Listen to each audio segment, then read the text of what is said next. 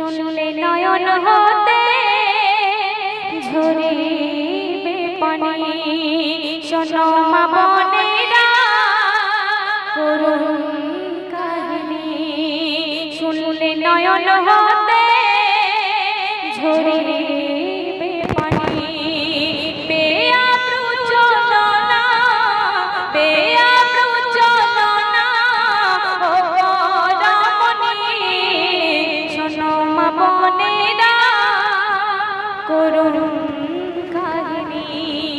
বাংলাদেশে একটি ছোট্ট সুখী পরিবার ছিল। সেই পরিবারে মোট সদস্য সংখ্যা ছিল 4টি, পিতামাতা এবং তাদের একটি পুত্র সন্তান এবং কন্যা সন্তান। সেই পরিবারে হঠাৎ কি ঘটে গেল বলছে শুনুন।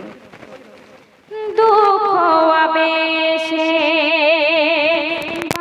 বাংলাদেশে ঘটেছিল এই ঘটনা পুত্র কন্যা আব্বা আর মা সুখেতে ছিল চারজনা সুখের সংসারে ওগো সুখের সংসারে আধার নামে তখনই হঠাৎ মরে গেল আব্বা জননী শোনো মা বোনেরা করুণ কাহিনী।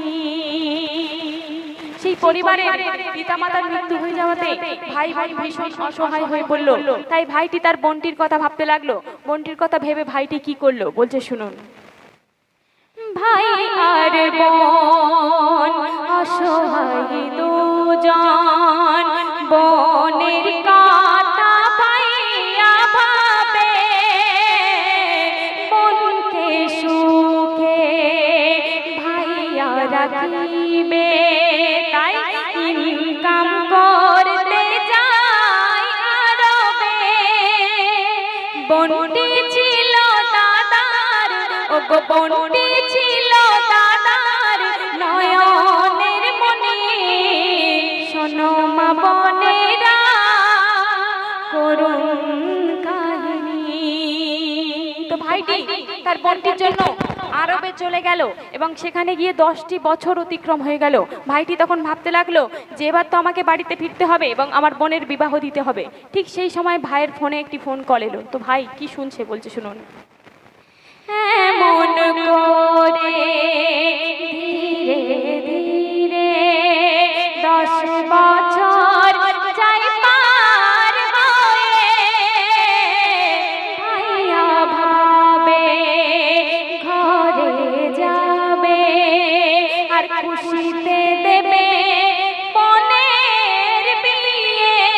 আর ঠিক সেই সময় হঠাৎ পয়গম ভাইজান ফোনে নিল শুনি অ্যাক্সিডেন্টে মারা যায় তার নয়নের মনি অ্যাক্সিডেন্টে মারা যায় তার নয়নের মনি।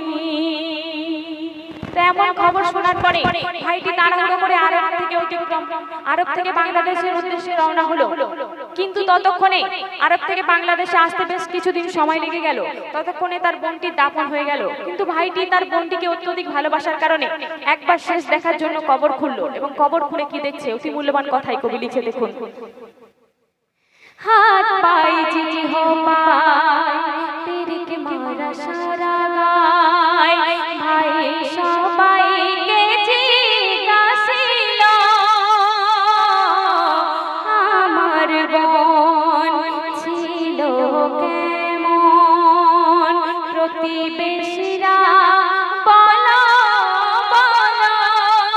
তখন প্রতিবেশীরা কি বলছে এমনিতে ছিল ভালো ওগো এমনিতে ছিল ভালো সকলে জানি পর্দাবিহীন ভাবে চলি তো শুনি পর্দাবিহীন ভাবে চলি তো শুনি শোনো মা বোনেরা করুণ কাহিনী।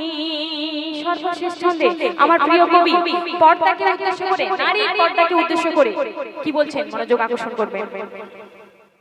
পর্দাবিহীন তুমি মূল্যহীন, শোনো বলে মা বোন, ফরজ খোদা করিল পর্দা, বলে তাই এ মেঘনা, লজ্জা সাজে সজা, ওগো লজ্জা সাজে সজা আছে কুরআনের বাণী, পর্দা ছাড়া নারী হবে জাহান্নামী, পর্দা ছাড়া নারী হবে জাহান্নামী, পর্দা ছাড়া নারী হবে জাহান্নামী। তো এবারে